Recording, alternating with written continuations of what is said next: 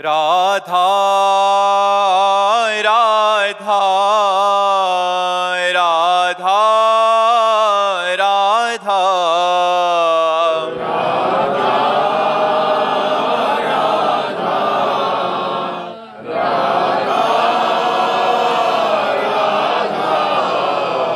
राधा राधा राधा राधा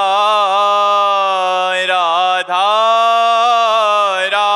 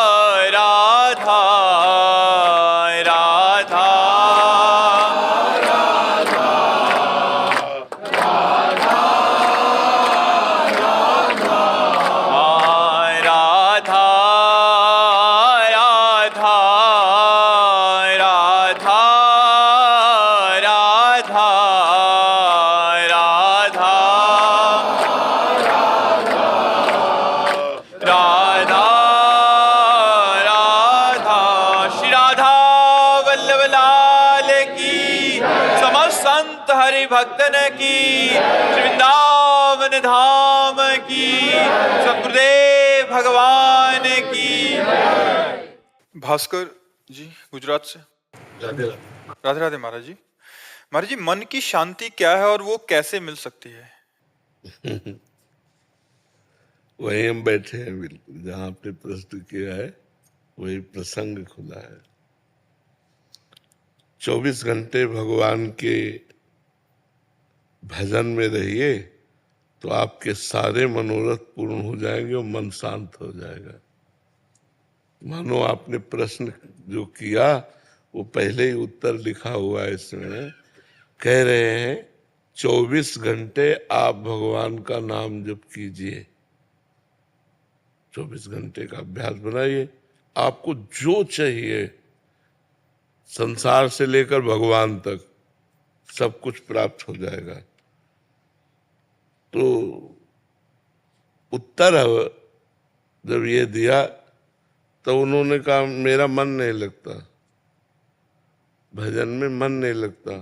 मान लो आपने उपाय तो बताया कि 24 घंटे यदि भगवान का नाम जप किया जाए तो जो कुछ चाहोगे वो प्राप्त हो जाएगा। पक्का है, ये तो पक्का है। शिखा शर्मा जी का प्रश्न है कि मैं नाम जप करना चाहती हूँ पर मन बार बार परास कर देता है। हाँ तो सुनो ना, उन्होंने कहा कि मेरा मन नहीं लगता, उत्तरकर्ता से कहा मेरा मन नहीं लगता भजन में। तो उन्होंने कहा मैंने मन लगने की बात तो नहीं कही,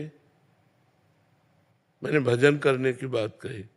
मन लगे या न लगे हमको भजन करना है, और भजन करते करते मन लगता है ऐसा थोड़ी। मन तो सिद्ध हो का पवित्र मन जब हो जाता है तब वो भगवान में लगता है। तो हमको केवल भजन करना है। केवल हम तुम्हें ये कह रहे हैं कि नाम जप करो, नाम जप करो, मन लगे न लगे, भाव बने न बने, सब काम पूरे हो जाएंगे। भगवान के अस्तित्व में हमें संशय नहीं होना चाहिए, भगवान के नाम में हमें संशय नहीं होना चाहिए। अगर बातचीत करो तो भगवान के विषय की बातचीत करो। भगवान में निरंतर चित्त जोड़ने से ही सब पाप नष्ट हो जाते हैं, और पापों का फल ही दुख होता है, तो दुख भी नष्ट हो जाता है, बड़ा आनंद रहता है। वो आनंद वाणी से वर्णन नहीं हो सकता जो हृदय में रहता है। मीरा जी कहती गिरधर में कितना सुख देते जाने मोरी छाती, वो तो मेरा हृदय जानता है कि भगवान मुझे कितना सुख देते हैं। अगर नाम जप में चूक तुम करते रहोगे कि अरे, तो काम नहीं बनेगा। अन्यथा कोई भी कार्य ऐसा नहीं है जो हमारा भगवान नाम से पूर्ण न हो सके। देहि सौभाग्य मारोग्यम देहि में परमम सुखम। परम सौभाग्य और शरीर का स्वस्थ रहना और परम सुख, ये सब नाम देने की सामर्थ्य रखता है। अगर आप नाम जप कर तो कह दो आपका शरीर स्वस्थ रही है। जैसे ये हो कि मारोग्यम, तो आपका शरीर स्वस्थ नहीं है, आप दूसरों को नाम का उपदेश करके स्वस्थ करना चाहते हो, लेकिन आपका शरीर स्वस्थ नहीं, तो हम अस्वस्थ नहीं है, हम अस्वस्थ नहीं है। ये शरीर भले अस्वस्थ हो, हम बिल्कुल स्वस्थ है और बहुत आनंद में हम रहते हैं। आपको ऐसा लगता है हम दुखी आदमी है? हम दुखी आदमी थोड़ी है। हमें लगता है हम बहुत बड़े सुखी आदमी हैं। तो हमको भगवान ने जो दिया वो नाम से दिया। देहि सौभाग्यम, नाम हमको क्या देता है? हमारा सौभाग्य बढ़ा देता है। गोस्वामी तुलसीदास जी के चरणों में जब अकबर बादशाह ने ताज उतार के रखा तो आंसू आ गए। लोगों ने प्रश्न किया कि बादशाह प्रणाम कर रहा है इसलिए आनंद अश्रु आ गए निजी जनों ने? तो उनका नहीं, तुलसी जब राम का नहीं था तो मांगे टुकड़ा नहीं मिलता था, और जिसके दरवाजे पे जाते थे तो कहते थे अभागी है, ये अगर ज्यादा देर दरवाजे पे रहेगा तो कुछ अमंगल हो जाएगा, जन्मते ही माँ को खा गया। ऐसे ऐसे लोग कटु वचन। और आज राम का हूं तो बादशाह ताज उतार के चरणों पे रखता है। जब तुलसी राम का नहीं था तो मांगे कौर नहीं मिलता था, आज तुलसी राम का है तो बादशाह भी ताज उतार कर रखता है। इस बात पर कि मैं भगवान का हूं। इस देहि में सौभाग्यम, नाम भगवान जो जप करते हैं उनका सौभाग्य उदय हो जाता है। देखो, कोई कितना भी बड़ा पदाधिकारी हो, उसको कोई साष्टांग दंडवत नहीं करेगा, लेकिन बहुत बहुत हाथ जोड़ के बस, इससे ज्यादा हमें लगता है सम्मान नहीं होता किसी का भी। लेकिन संतों का सम्मान कैसे होता है?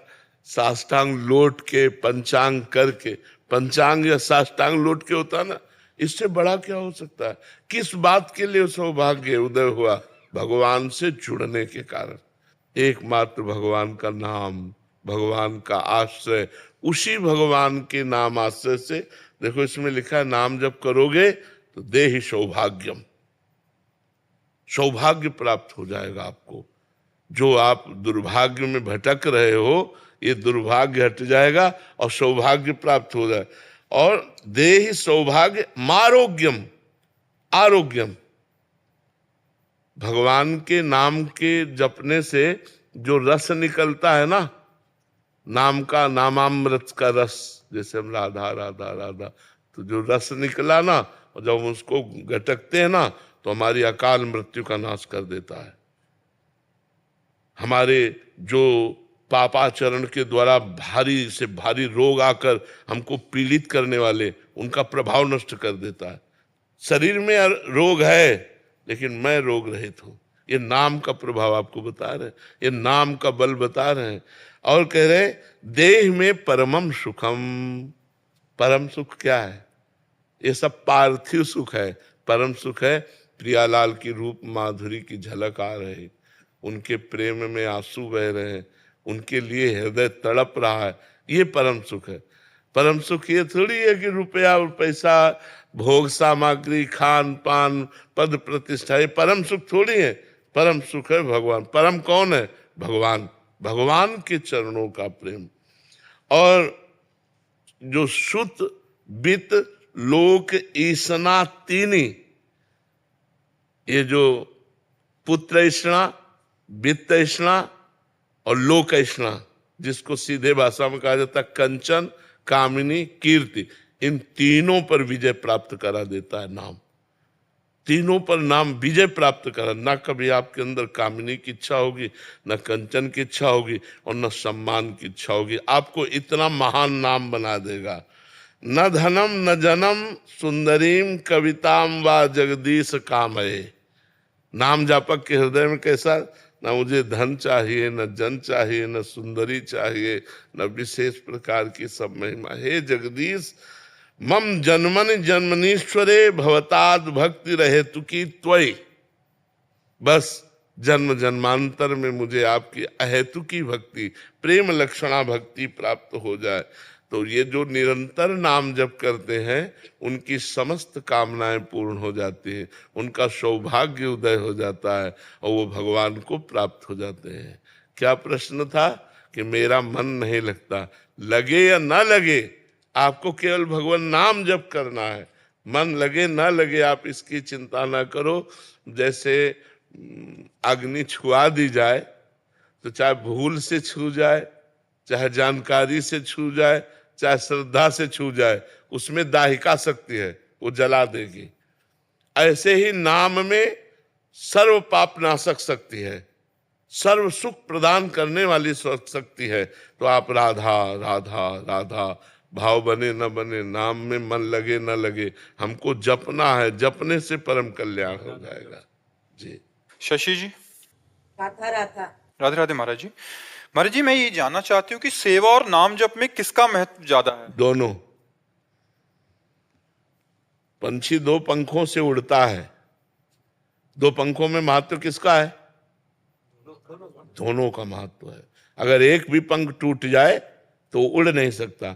ऐसे परमार्थ की साधना सेवा और सुमिरन से होती है।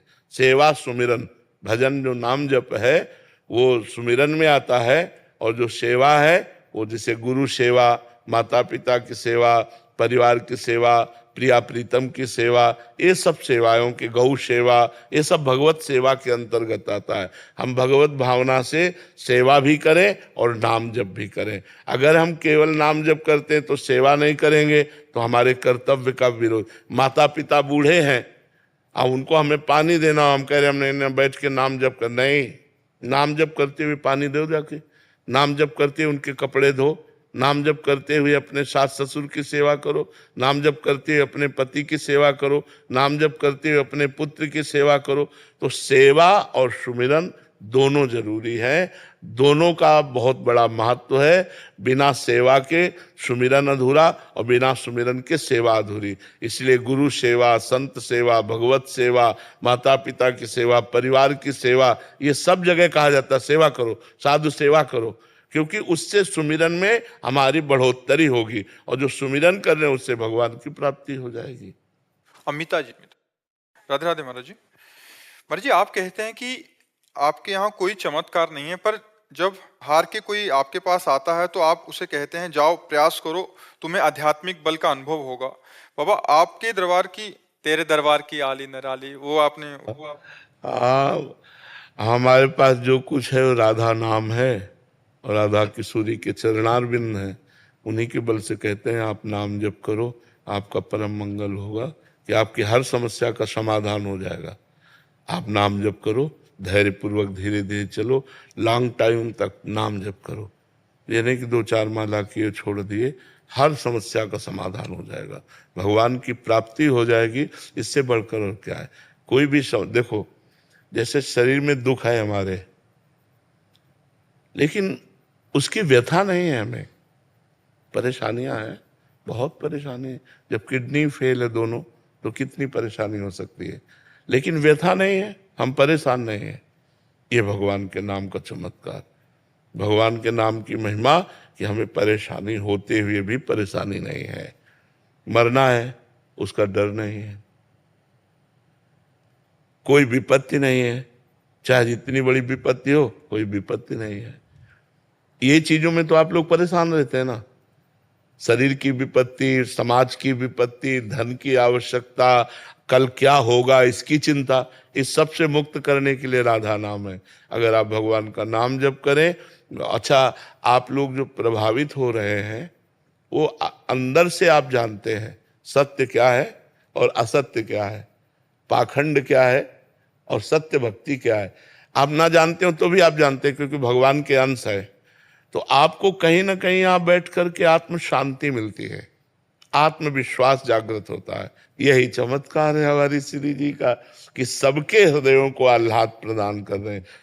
पैसे से या नाना प्रकार की वस्तुओं से आह्लाद नहीं होता, थोड़ी देर के लिए सुख होता है, फिर दुख में बदल जाता है। लेकिन ये जो आनंद होता है ये भागवतिक है, तत्काल उसका प्रभाव पड़ता है आनंद का, कि जीव जो है दुख से विपत्ति से उबरने के लिए भगवान का आश्रय ले लेता है, गंदी बातें छोड़ देता है। उस आनंद का प्रभाव देखो कि हमारे हजारों भाई लोग हैं ऐसे जो शराब छोड़ दिए, मांस छोड़ दिए, गंदी बातें छोड़ दिए, तिलक लगाने लगे, कंठी बांध लिए, अच्छे आचरण करने लगे।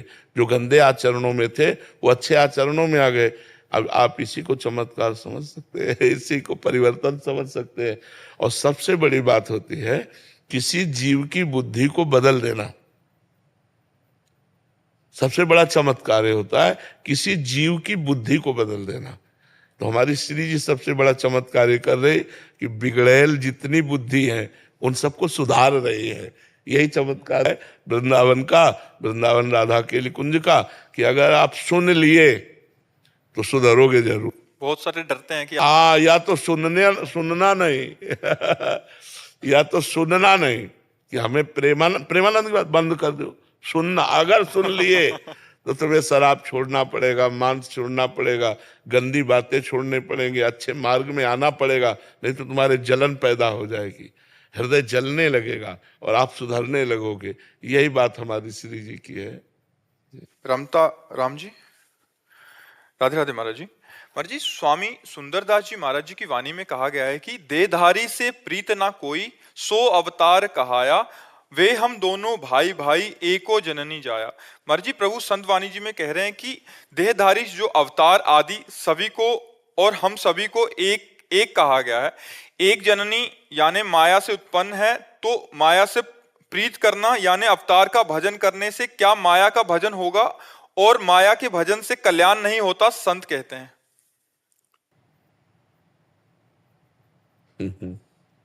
महापुरुषों की वाणी का रहस्य समझना शब्दों से नहीं होता।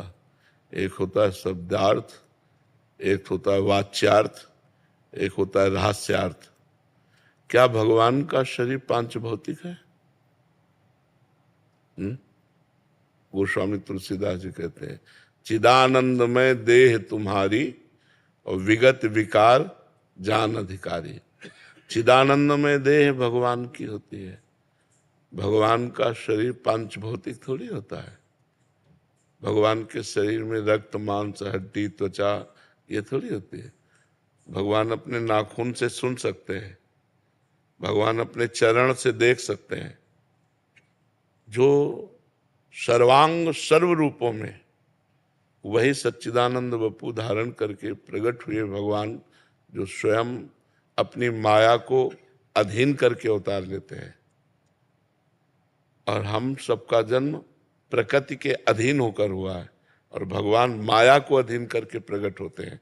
और सच्चिदानंद रूप आए विश्वोत्पत्त्यादि हेतवे तापत्रय विनाशाय श्री कृष्णाय वयम नमः।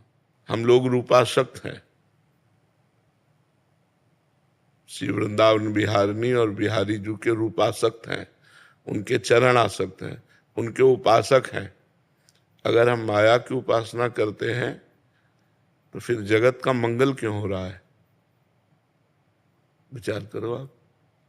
भगवान कहते हैं, दैवी हेषा गुणमयी मम माया दुरत्या मामेवे प्रपद्यन्ते माया में ताम तरंते।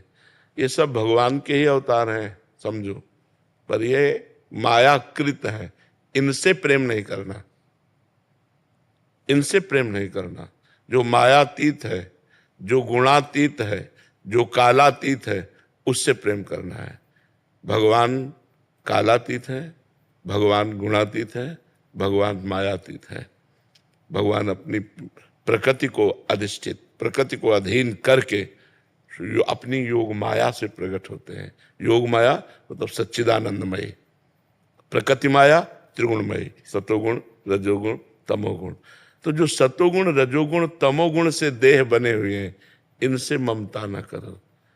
अगर भगवान से ममता हो गई तो सिद्धों का सिद्ध हो जाता है। वो तो जितने भी बड़े बड़े संत हुए, नरसिंह मेहता जी, मीरा जी, प्रहलाद जी, नारद जी, बड़े बड़े महापुरुष, देखो सनकादि भगवान के ब्रह्म स्वरूप में स्थित रहने वाले महापुरुष है। लेकिन जब वैकुंठ दर्शन करने जाते हैं और जय विजय ने बेत लगा दिया, तो इतना विरह भगवान के दर्शन की व्याकुलता थी, उनको असहनीय हो गया और उन्होंने शाप दे दिया, तुम भगवान के दरबार के भक्त होते हुए, पार्षद होते हुए और दिगंबर रहते हैं सनक सनंदन सनातन सनत कुमार, क्या देखा जो तुमने बेत लगा दिया? तुम्हारा ये असुर भाव है, जाओ मैं तुम्हें शाप देता हूं, 3 जन्म तक तुम असुर भाव को प्राप्त हो। इतनी व्याकुलता।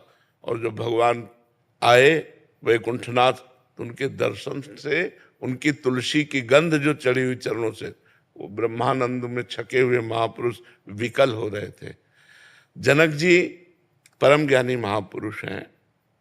जब वो भगवान श्री राम के रूप को देखते हैं तो विश्वामित्र महामुनि ज्ञानी, विश्वामित्र जी महामुनि और परम ज्ञानी है, तो परम ज्ञानी जनक जी उनसे पूछते हैं, इन्हीं बिलोकत अति अनुरागा बरबस ब्रह्म सुखई मन त्यागा। क्या जनक जी जैसे ज्ञानी किसी देह पर आसक्त हो सकते हैं? लेकिन राम रूप को देखते हुए क्या बोले? इन्हीं बिलोकत अति अनुरागा बरबस ब्रह्म सुखई मन त्यागा। जबरदस्ती हमारा मन इनके रूप में आसक्त हो रहा है ब्रह्म सुख का त्याग करके, जबकि सहज विराग रूप मन मोरा। मेरा मन वैराग्य धारण नहीं करना पड़ता, सहज विरागी है, शब्द स्पर्श रूप रसगंध, इससे सहज विरागी है। लेकिन इनका रूप तो बरबस ब्रह्म सुख ही मन त्यागा। मेरे मन ने ब्रह्म सुख का त्याग करके राम रूप में आसक्ति कर ली, ये क्या है? तब विश्वामित्र जिनका जो आप अनुभव कर रहे हो वो ठीक अनुभव कर रहे हो। वो वही ब्रह्म मूर्तिमान सच्चिदानंद बपू होकर के आया। भगवान राम ने देखा विश्वामित्र जी की तरफ, तुरंत बदल गए और कहा, दशरथ के पुत्र राम और लक्ष्मण है, हमारे यज्ञ की रक्षा के लिए आए थे। तो आप जैसे महापुरुषों की बात को न समझकर भगवान की वपू को अगर पांचभौतिक मायाकृत समझेंगे तो बहुत बड़ी हानि हो जाएगी। श्री सुखदेव जी परमहंस हैं, गर्भ से ही महात्यागी हैं, ऐसा कोई त्यागी नहीं हुआ, गर्भ से ही महात्यागी हैं। जन्म की तो बात जाने दो, गर्भ से ही महात्यागी है। जन्म लेकर के जब चले तो श्री कृष्ण द्वैपायन भगवान व्यास देव जी ने पुकारा, यम प्रव्रजेंत मनु पेत मपेत कृत्यम द्वैपायनो विरह कातर आजुहावो पुत्रेति तन्मय तया तरवो भिने दुस तम सर्वभूत हृदय मुनिमानुतोष्मि। हा पुत्र हा पुत्र।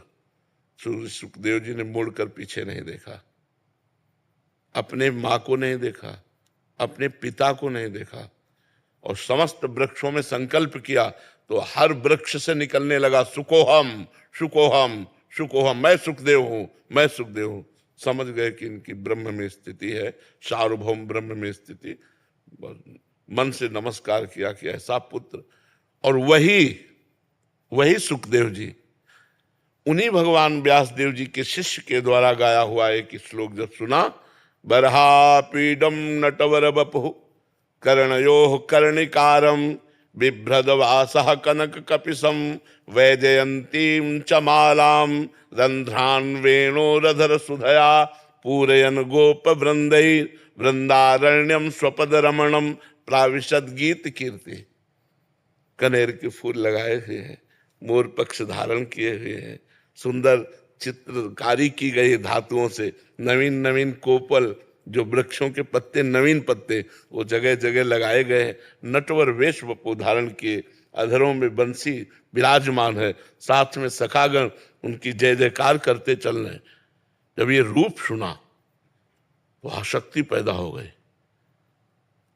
कहा और सुनो, तो बोले और तो हमारे गुरुदेव के पास है। तो 18,000 श्लोक कंठस्थ किए और मुख्य प्रवक्ता भागवत के, प्रथम प्रवक्ता भागवत के श्री सुखदेव जी महाराज हुए और श्री कृष्ण आसक्त हो गए। मधुसूदन सरस्वती जी निराकार ब्रह्म की उपासना में दृढ़ थे, वो नहीं मानते थे साकार रूप को। भक्तों ने भगवान से प्रार्थना की कि इतना बड़ा महापुरुष ऐसा बोलेगा तो भक्तों के हृदय में बड़ी चोट पहुंचेगी।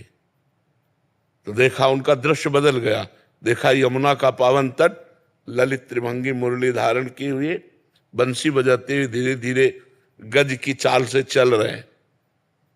भूल गए सब ब्रह्मानंद। बंसी विभूषित करा नवनीर दाभात पीतांबरा दरुण बिंब फलाधरोष्ठात पूर्णेन्दु सुंदर मुखा दरविंद नेत्रात कृष्णात परम किमपि तत्व महम न जाने।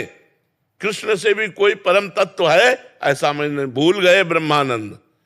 बड़े बड़े ब्रह्मानंदों के ब्रह्मानंदी का ज्ञान भुलवा करके और अपने में आसक्त कर दे, वो रूप है। क्या वो रूप पांचभौतिक हो सकता है? जिन महर्षियों ने, जिन ब्रह्म ऋषियों ने, जिन भक्तों ने सब रूप रस का त्याग करके संसार के शब्द स्पर्श रूप रस गंध का त्याग कर दिया, वो श्री कृष्ण रूप में अनुरागे, वो राम रूप में अनुरागे, तो क्या ये पांचभौतिक स्वरूप है? ये चिदानंदमय स्वरूप है, सच्चिदानंद रूप है।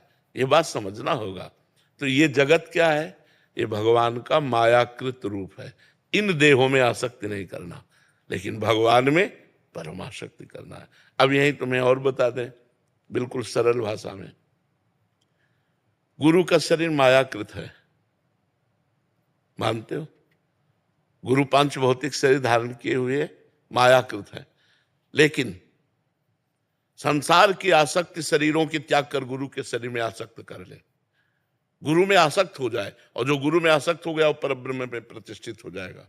तो विचार करो, जब पांच भौतिक देहधारी गुरु में आसक्ति कर लेने पर वो ब्रह्म में स्थित हो जाता है। गुरु आसक्त चित्त ही महान पुरुष हुए हैं।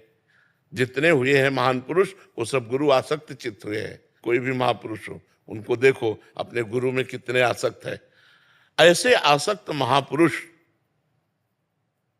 जो समस्त देहों का राग त्याग दिए, अगर देहासक्ति ना करते, गुरु से प्यार ना करते मां की तरह, तो वो स्थिति प्राप्त ना होती। तो गुरु तो पांच भौतिक देहधारी होता है और भगवान तो चिदानंदमय देह वाले होते हैं। अब विचार करो, पांच भौतिक देह में ये अग्नि तत्व इसमें मिला हुआ है। अगर मुंह में कोयला रख दिया जाए तो जल जाएगा ना। और भगवान श्री कृष्ण 5 वर्ष की अवस्था है और ग्वाल बाल पूरे जंगल में आग लग गई और सब बीच में फंस गए, मैं गौओं सहित। कहा कन्हैया हम सब मर जाएंगे, इतनी ये जो जंगल की आग है ये हमें सब भस्म कर देगी। भगवान मुंह बगारा और पूरी आग को पी गए। दूसरी बार मुंजा टबी में आग लगी, सबसे कहा आंख बंद कर लो, और सबको भांडीरवट भेज दिया उनको उठाकर, और आप पूरी आग को पी गए।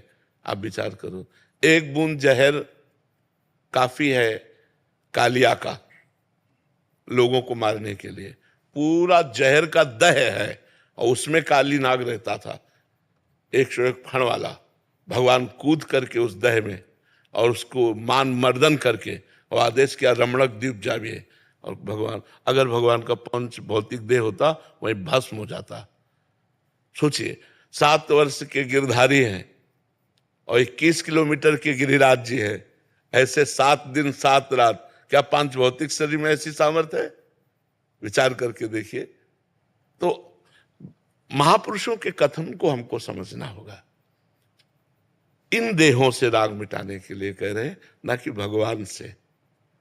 जब भगवान में प्रेम हो जाता है तो सुंदरदास जी ने लिखा है, न लाज तीन लोकन की, न वेद को कहो करे, न शंख भूत प्रेत की, न देव जच्छते डरे, सुने न कान और की, दृश्य न और इच्छना। सुंदरदास जी कहते यही है भक्ति प्रेम लक्षणा। तो प्रेम किससे? भगवान से ना। ये बात सर आप और पढ़ करके देखिए, कितनी वाणी में भगवान के कितने सुंदर प्रेम का वर्णन किया है, कितने सुंदर प्रेम। तो महापुरुषों ने निराकार और साकार दोनों का वर्णन किया है। तो भगवान की देह से वैराग्य की बात कहीं नहीं कही गई। आप कहिए हमें लिखित दिखाना कि भगवान की देह से जितने बड़े बड़े परमहंस हुए वो सब भगवान में आसक्त चित्त थे। देखो, सनकादि निरंतर हरिशरणम रटते रहते हैं। भगवान शंकर भगवान का चरणोदक माथे पर धारण किए हुए गंगा जी, और हर समय हरि कथा कहते रहते हैं। इसलिए कभी ऐसी भ्रम में न पड़ जाना क्योंकि इतना प्रभु के इतने प्यारे लगते हैं तो क्या हो। नहीं नहीं बच्चा, ऐसे भ्रम में मत पड़ जाना, ऐसे भ्रम में मत पड़। शास्त्रों को इसीलिए कहा गया गुरुजनों से सुना जाए, महापुरुषों से सुना जाए। नहीं तो जैसे राजा अपने खजाने को भूल भुलैया के मार्ग बनाकर तब उसमें रखते थे कि अगर कोई जाए ना तो भटकता ही रहे, खजाने तक ना पहुंच पावे। और कोई वहां का निजी जो राजा का होता था वो उस भूल भुलैया को क्रॉस करके उस खजाने तक पहुंच, क्योंकि उसे पता है, उसे नक्शा पूरा पता है कि ये भूल भुलैया वाला है और ये सीधे मार्ग है। तो प्रथम सुने भागवत भक्त मुख भगवत बानी, किसी महापुरुष से शास्त्रों का स्वाध्याय करना चाहिए जिससे उसके रहस्य समझ में आ जाए, नहीं हम भ्रम में पड़ जाएंगे।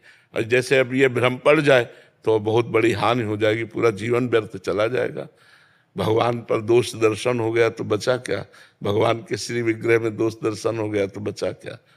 ये बात बहुत समझना है। नहीं गजेरा किशन जी, राधे राधे महाराज जी। महाराज जी, श्री मलूक पीठाधीश्वर श्री राजेंद्र दास जी महाराज श्री, जब आपने प्रार्थना किया कि विनय पत्रिका का राम नाम के कोई 2 पद थे उनको सुनाने के, उसमें आपने कहा कि इन 2 पंक्तियों की आपको बहुत आवश्यकता है। महाराज जी, वो आवश्यकता आपने एक बार बोला था कि हमें बहुत आवश्यकता है उसकी, वो 2 पंक्तियां कृपा नाम से।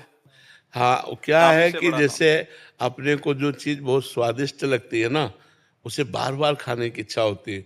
और अगर कहीं अच्छा बनाने वाला मिल जाए तो लगता है आप वही चीज बनाओ, क्योंकि मुझे बहुत अच्छा लगता है। तो जैसे मुझे नाम गुरु कृपा से, भगवत कृपा से नाम प्रिय है, तो उसमें पद में था कि राम जी से भी बढ़कर के जिसे राम नाम प्यारा है, राम जी से भी बढ़कर, तो वो संत महापुरुष उसकी और भावना में घुसकर व्याख्या करते हैं तो और सुनने में सुख मिलता है। अब जैसे फिर कोई संत मिले तो फिर हम वही रखेंगे कि आप नाम की बात बता दो।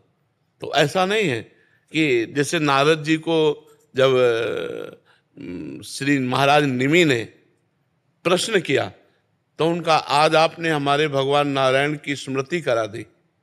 अब जरा इस शब्द को समझिए, क्या हर समय भगवान से विमुख हैं? क्या हर समय भगवान में स्थित है, लेकिन नवम नवम भगवान की चर्चा, भगवान की स्मृति नवम नवम, कि और सुनाए कोई, और सुनाए कोई, और सुनाए भगवान के नाम की महिमा। तो उस भाव से उस बात की और सुनने का क्रम यही है, सीधा सीधा मिलेगा। वो सीधा महत्व क्या है? आपने बोला था सुनने का क्रम यही है। हाँ, सुनने का क्रम का मतलब जैसे हम आप बैठे हैं, अगर आप हमारे सामने कुर्सी में बैठे हो और फिर हम बोल रहे हो, वो क्रम नहीं है।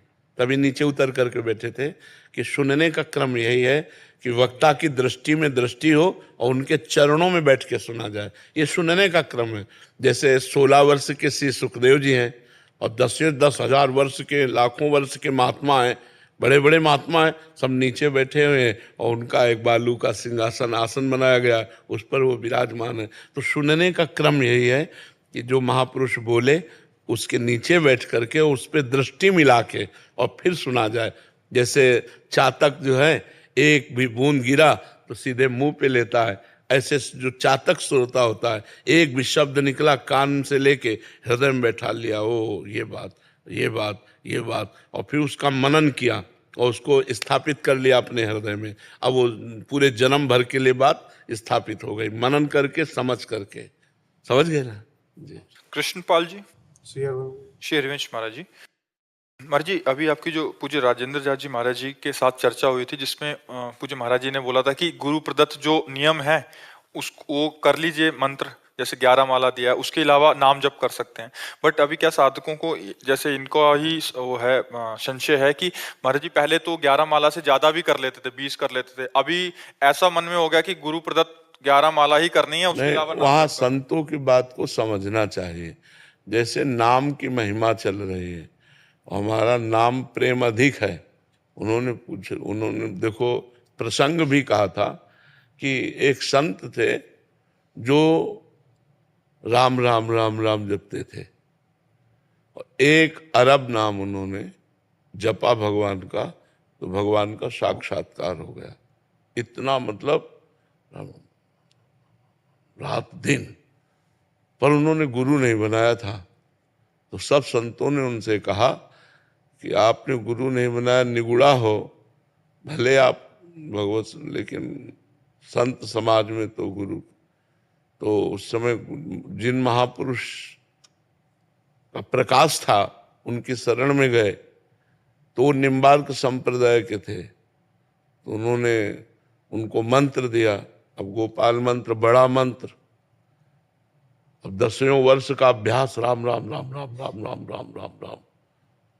तो रो पड़े चरण पकड़ करके, महाराज जी अब हमारा अभ्यास तो राम राम का है और गुरु मंत्र आप इतना बड़ा दिए हो, अब वो कैसे चल पाएगा, क्योंकि हम राम राम छोड़ना भी चाहे तो नहीं छोड़ सकते, वो हमारे बस गया। तो उन्होंने कहा कि आप थोड़ा गुरु मंत्र जप लिया और फिर राम नाम जप। तो वो बात किस बात पर कही गई उसको समझना चाहिए कि उनकी राम नाम में प्रबल आसक्ति थी। तो कहा कि थोड़ा गुरु मंत्र जप लो। तो जैसे जो साधक है, अब उसका राधा नाम में बहुत प्रेम हो गया, अब कहा जाता है गुरु मंत्र भी जपो। तो फिर बोले गुरु ने जो कहा है उतना तो नियम पूरा कर लो, हर समय फिर राधा राधा रटते रहो। और अगर आपका हर समय गुरु मंत्र चल रहा है तो उसे रोकने की जरूरत नहीं है। आप 50 माला गुरु मंत्र करते हो तो उसे कम करने की जरूरत नहीं है। वहां बात को समझना, संतों की बात को समझना चाहिए। तो वहां वो बात कही गई कि अगर बिल्कुल आपके नाम में रति दृढ़ हो रही है तो आप अपने गुरु ने जो नियम दिया है उन नियम को तो पूरा ही कर लो। मान लो गुरु ने कहा 11 माला 21 माला, तो वो माला हम करेंगे और फिर हर समय नाम जप करेंगे। कभी कभी साधक जैसे गुरुजन मंत्र की महिमा गाते थे कि मंत्र, बिना मंत्र के निकुंज का वो नहीं मिलेगा, पास नहीं मिलेगा, तो फिर मंत्र में रुचि हो जाती है। मतलब ऐसा लगता है यार नाम छोड़ के मंत्र को ज्यादा करना चाहिए, कभी नाम में रुचि हो जाती है। साधक की एक कोटि होती है।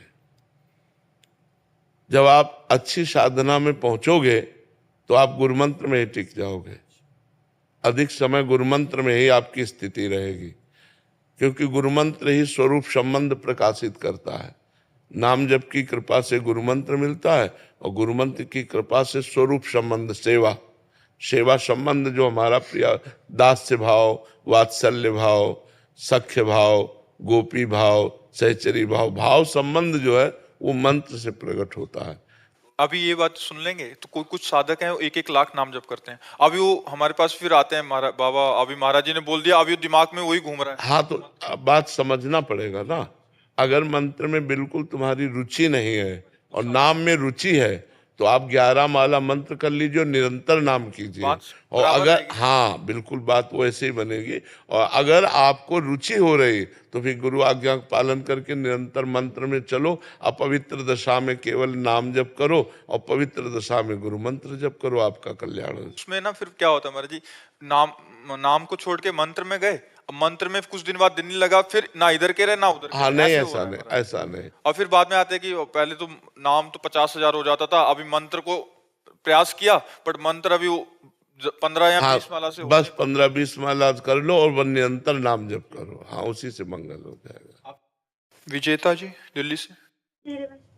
शेरवंश महाराज जी, गुरुदेव भगवान, इस मृत्यु लोक में आने के बाद जिन जिन से हमारा रिश्ता बनता है, जो दुख या सुख प्राप्त होता है, उन आत्माओं द्वारा वो क्या पुनर्जन्म का रिश्ता या पूर्व जन्म का रिश्ता होता है? पूर्व जन्म का प्रारब्ध कर्म होता है। जहां हमारा जैसा कर्म है वो आकर के सुख या दुख हमको देगा। अब जैसे कर्म बिगड़ा हुआ है तो रूप में तो आएगा, लेकिन पूरे जीवन आपको क्लेश देता रहेगा। वो ऐसे आचरण करेगा कि आपको क्लेश होगा, वो आपको मारेगा, आपको गाली देगा, आपकी संपत्ति का नाश करेगा। आया पुत्र रूप में ही है, लेकिन हमारा कर्म है जो हमको दुख देने आया है तो पुत्र रूप में आया है। ऐसे ही सुख रूप में आया है, विनम्रता, बड़ा प्यार, पूरे जीवन भर ऐसे आचरण जिससे देख देख करके सुख हो, वो कर्म। को न काहू के सुख दुख कर दाता, निज कृत कर्म भोग सुन भ्राता। हे भाई, कोई किसी को सुख दुख नहीं देता, अपना कर्म ही सुख दुख देता है। वही उनके दिमाग में सवार होकर ऐसा बोलेगा, हमें सुख होगा। वही ऐसा बोलेगा, हमें दुख होगा। हमारा कर्म ही हमको सुख दुख देता है।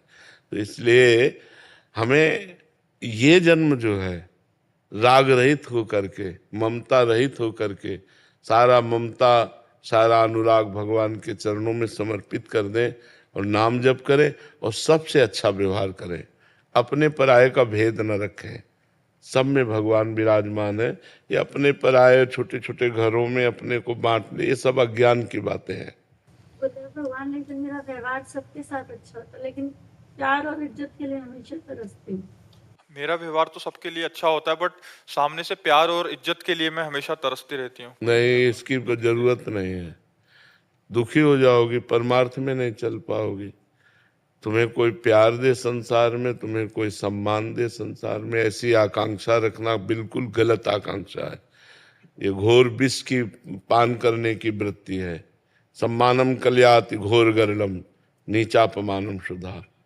मैं तुम्हारे साथ अच्छा करूंगा और तुम हमारे साथ अगर गलत करोगे तो भी मैं तुम्हारे साथ अच्छा करूंगा। मैं आकांक्षा नहीं रखता कि आप मुझे सम्मान दें या हमें वाहवाही करें, इसलिए मैं नहीं करता।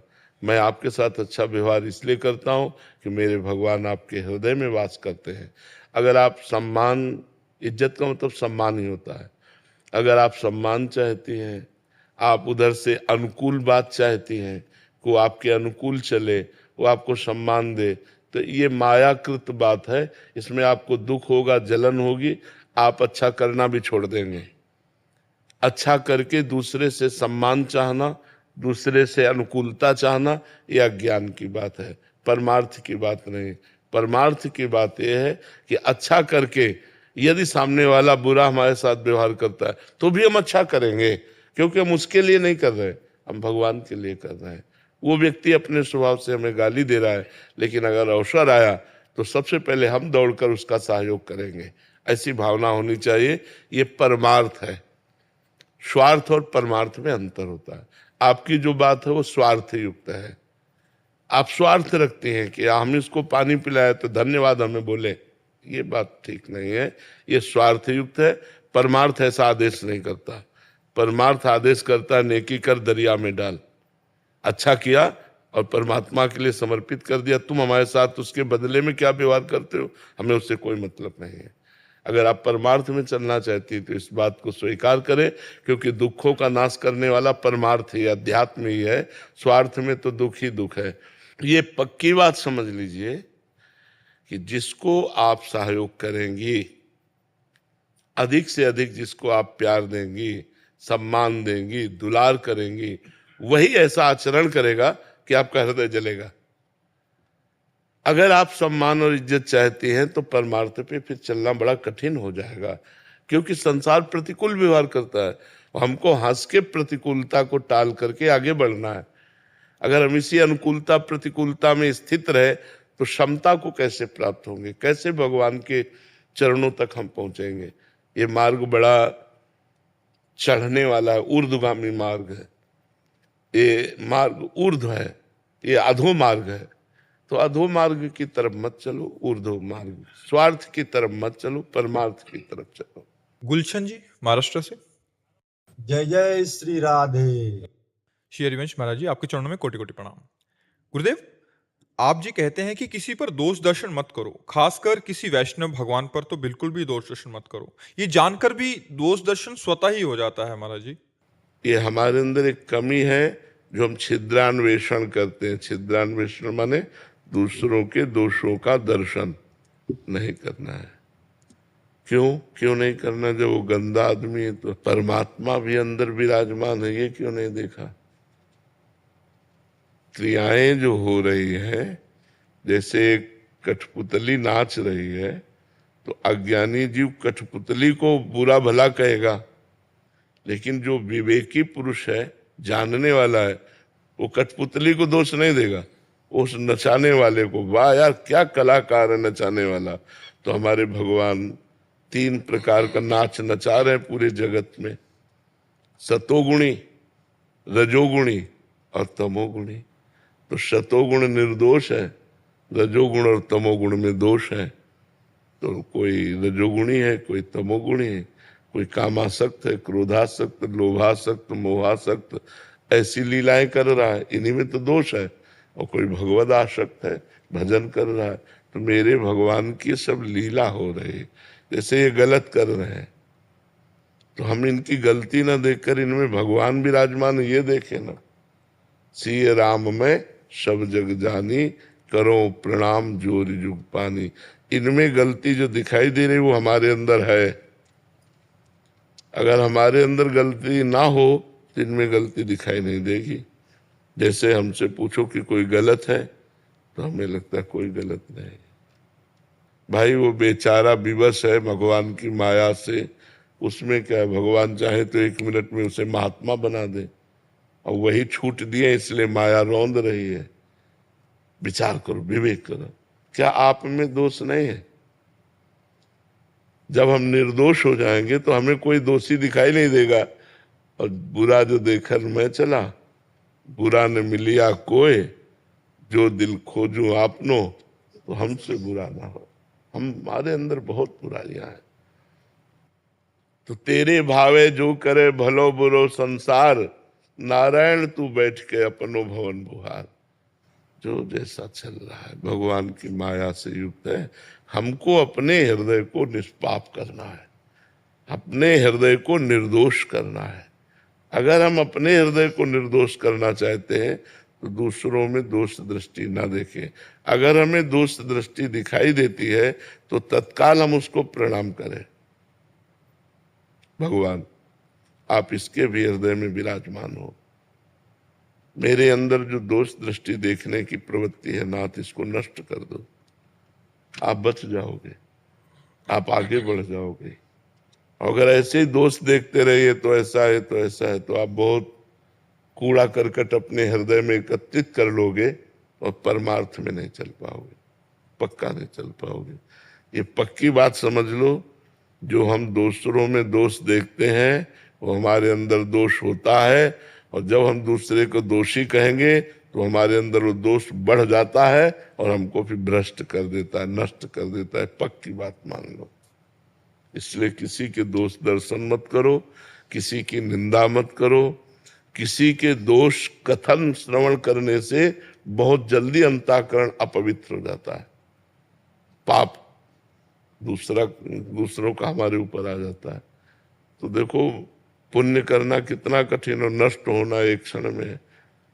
किए सुकृत बहु जन्म के क्षण में डारे खोए, भक्तन निंदा अति बुरी भूल करे जिनको। अगर किसी भक्ति की निंदा कर दी तुमने तो बहुत जन्मों के किए हुए पुण्य एक क्षण में सब मिट्टिया मेट हो गए और पाप की गठरी बांधकर नरक जाने की तैयारी हो गई। तो इतना बड़ा पाप हम क्यों करें? जो कर, जिसका जो मन हो कर रहा है सब राधा राधा। पूरी सृष्टि है, हमको सुधर के चलना है, हमको अच्छा बनना है, हमको भगवान का भक्त बनना है, तो हमको सुधार करना है। हाँ, कोई पूछ ले हमसे कि हम कैसे चले भगवान के मार्ग में, हमें कोई कमियां है तो बता देना चाहिए कि भाई मुझे जैसा लग रहा है कि आप ये नशा छोड़ो, आप ये गंदी बात छोड़ो, आप ये गंदा आचरण छोड़ो, तो आप भगवान की भक्ति कर सकते हो। वो निंदा नहीं होगी, डायरेक्ट उससे बात करना। लेकिन उसके पीछे बात करना कि आदमी ऐसा, वो निंदा हो जाएगी। तो परदोष दर्शन और निंदा मत करो, नहीं तो अपना परमार्थ चला जाएगा। समझ पा रहे हो आप? गुरुदेव भगवान मन में दोष दर्शन हो जाता है, स्वतः हो जाता है। प्रणाम कर लिया करो, उसी मन से प्रणाम कर लिया करो कि सब में भगवान है, तो दोष नहीं लगेगा। जहां दोष दर्शन हो वहीं भगवत भाव से प्रणाम कर लिया, ठीक है ना? राधे राधे महाराज जी, यदि किसी व्यक्ति को अपनी कमजोरियां मालूम हो लेकिन वो उन्हें छोड़ नहीं पा रहा हो और कई बार परिस्थितियां ऐसी बन गई हो कि वो सही मार्ग पर टिक ही ना पा रहा हो, तो क्या करें महाराज जी? भगवान से प्रार्थना करो और नाम जप करो। आगे चलकर ऐसी बुरी स्थिति दे दी जाएगी कि होश ठिकाने हो जाएंगे आपके। अभी समय ठीक है, पुण्य चल रहा है, तो मनमानी आचरण करने के लिए मन विवश कर देता है। लेकिन जब कर्म फल आता है ना, तो सिर्फ त्राहिमाम निकलता है और भोगना पड़ता है ना। अगर पाप कर्म बन जाता है तो उसका प्रायश्चित कर लो, कहीं वो पाप कर्म संचित में जमा ना हो जाए। कहीं संचित से प्रारब्ध न बन जाए। अगर प्रारब्ध बन गया तो फिर काटना मुश्किल, फिर भोगना ही पड़ेगा। जैसे ये प्रारब्ध बन गया तो माँ के गर्भ से ही इस रोग का सृजन हो गया, पॉलिसिस्ट किडनी। ये वंशानुगत किडनी रोग होता है। माता पिता में जो रोग होता है वो पुत्र में भी आ जाता है। तो 30-35 की अवस्था में प्रकाशित हो गया और तब से लेकर अभी तक ये तो भगवान की शरण में है, इसलिए चल रहा है। तो हमें लगता है मनमानी मत करो, डरो, पाप कर्म से डरो, मन को डराओ कि अगर ऐसा पाप कर्म करोगे, कैंसर हो गया तो, किडनी फेल हो गई तो, नाना प्रकार के रोग हैं, कोई रोग हो गया तो डराओ मन को, गलती मत करो। नहीं, वो गलती जब दंड रूप बन करके आएगी तब नहीं मिटा सकते, फिर भोगना पड़ेगा, अवश्य अवश्य भोगना पड़ेगा। इसलिए हमें लगता है अभी मनमानी मत करो। तो ये काम एस जो काम है यही हमसे ऐसा करवाता है। काम एश, क्रोध एश, रजोगुण समुद्भवा, ये रजोगुण से उत्पन्न हुआ काम क्रोध आदि ही हमसे ऐसे पाप कर्म कराते। हमको बचना चाहिए इन कर्मों से। ये बहुत भयानक कर्म जब अपना दंड देते हैं ना तो भयानक फल देते हैं। मतलब 100 रुपया जैसे ब्याज का ले लो ना, और जमींदार लोग नहीं, ब्याज के ऊपर ब्याज, ब्याज के ऊपर ब्याज, और जब जमा करने जाओ तो पता चला 10,000 रुपया, और अगर फिर चूक गए तो 20,000 रुपया, फिर तुम्हारी खेती ले लेंगे। ऐसे ही कर्म है, छोटा सा कर्म पाप कर्म, वो ब्याज पर ब्याज, ब्याज पर वो भयानक रूप बन करके जब बम की तरह गिरता है तो धज्जियां उड़ जाती हैं, शरीर की धज्जियां। एक्सीडेंट हुआ ये सब, या कार में आग लग गई, बैठे बैठे जल गए, क्या क्या दंड है आप देखो ना, संसार में क्या क्या दंड है। इसलिए हमें डरना चाहिए कि हमसे पाप कर्म न बने। भगवान का भजन करो, अपने मन को रोको, डराओ अपने मन को कि कोई पाप कर्म न बने। महाराज जी, अगर जाने अनजाने में हो गया हो तो प्रायश्चित कर लेना चाहिए उसका। जैसे भगवान का नाम जप है, श्रीमद् भागवत महापुराण का सप्ताहपारायण है, किसी तीर्थ में जाकर कोई मंत्रानुष्ठान है, और उस पाप के नष्ट करने के लिए मन में चिंतन करे, संकल्प करे कि वो जो हमसे पाप हो गया वो नष्ट हो जाएगा। इसी अभी नष्ट करने में वो, जैसे एक बबूल का पेड़ है, इतना बड़ा उठा तो आप ऐसे मसल सकते हो, लेकिन जब बड़ा पेड़ हो गया तो इतने इतने बड़े कांटे, फिर वो कुलाल से भी काटने में होश खराब हो जाते हैं। ऐसे पाप कर्म है ना, अभी उठा तो आप मंत्र जप, नाम जप, अनुष्ठान के द्वारा उसको नष्ट कर सकते हो। नष्ट हो गया, खत्म हो गया।